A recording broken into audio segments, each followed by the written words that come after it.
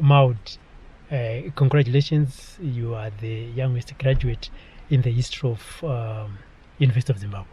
Thank you very much. And how does it feel to make history?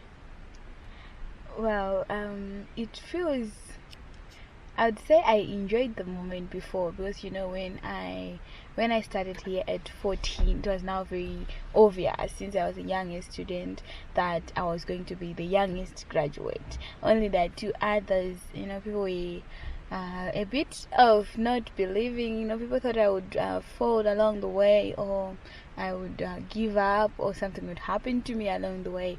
But well, it's just a moment that makes me reflect on the past 4 years and just thank God who has taken me this far.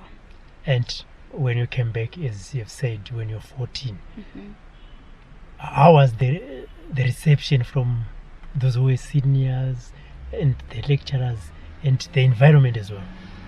Yeah, well, the students took a while to adjust, to get used to the fact that they're learning with someone who's supposed to be in Form 2, and they were like 4 or 5 years older than me.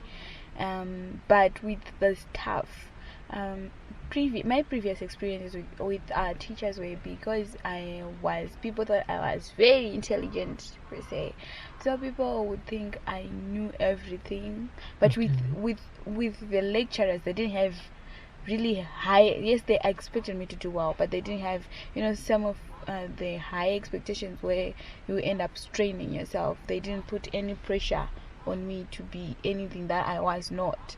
And the staff here at the University of Zimbabwe, they were very, very supportive. From the dean, for anything that I needed, I would go straight to the dean. I need money to buy clothes, because as you know, my family is not really much that they can afford me anyway clothes.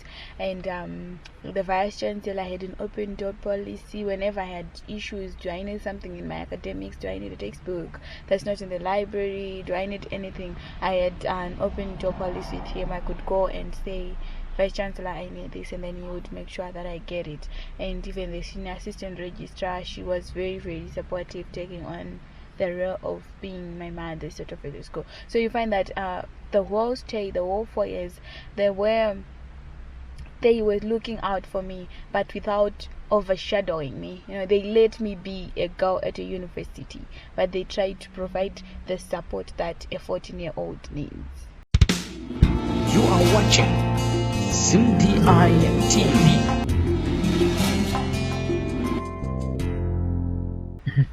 During those 4 years, if you look back, then you say, this is the moment that you say it did not go down well with you. What is that?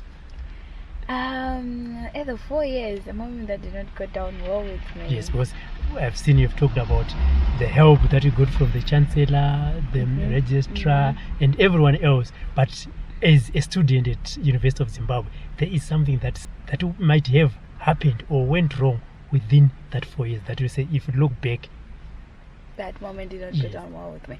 I wouldn't say I have a moment that I would say this moment was really very, very harsh, but I would say there is a period that was a bit stressful for me.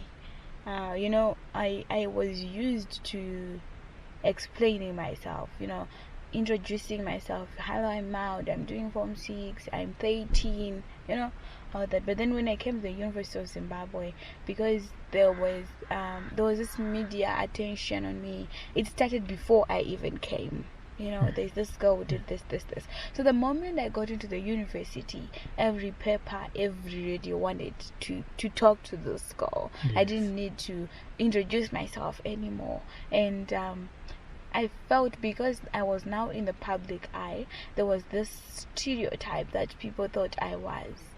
People then wanted me to fit into that stereotype, and would then have problems if I don't become that stereotype. For example, when I came to the UZ, I had my short hair. I didn't have braids or anything on my head. I had my super short hair, and it was actually English cut. And many people actually felt I looked like a boy, of which I did, because I looked so much like my dad. But the problem came when people then were putting me under pressure to do my hair. The other girls. And I would, yes, like all the other girls, like they would say, "Well, at university now, you are at a university. You can't be looking at, you can't be behaving like someone in the Form 2s or something." And I'll be telling people, you should not give me that pressure, because my age mate is not having that pressure. In ordinary level, they actually force you to cut your hair anyway. Yes. So people had this stereotype, and I had to continuously try to stand my ground, like, no, I will mature, I will grow up at the pace that I feel like I should. Change is inevitable, people change, feelings change, but I didn't want it pushed on me. Okay. I wanted to do it on my own.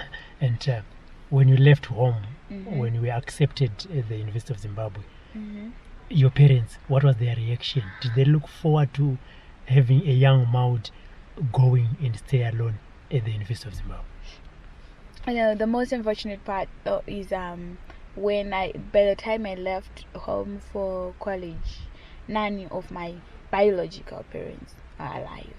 My mom had passed away about a few months before, and my dad, he passed away when I was still very young. But the people who had assumed parenthood of me, the people who took me in since my parents passed away, they were very supportive. I remember he took this other chart. He gave me this chart that had the 10 Commandments, and he said, this is the law of God. When you go out to the world, there is so much freedom. You do what you like out there. There's no one watching over you.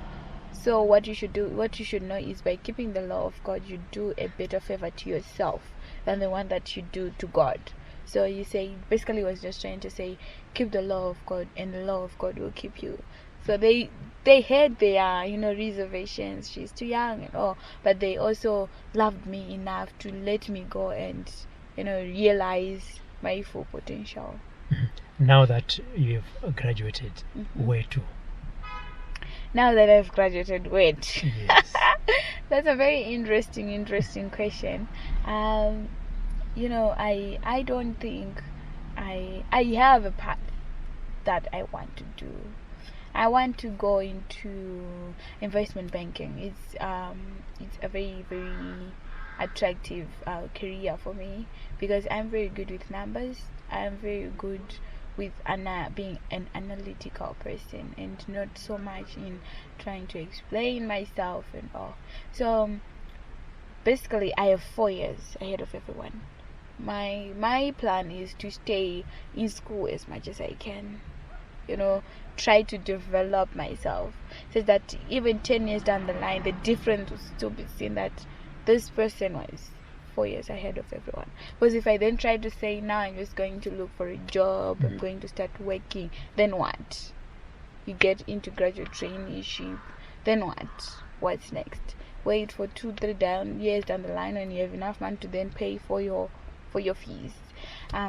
So right now, what I'm just doing is, as opportunities come for me to continue learning, be it a master's at the University of Zimbabwe in accountancy, be it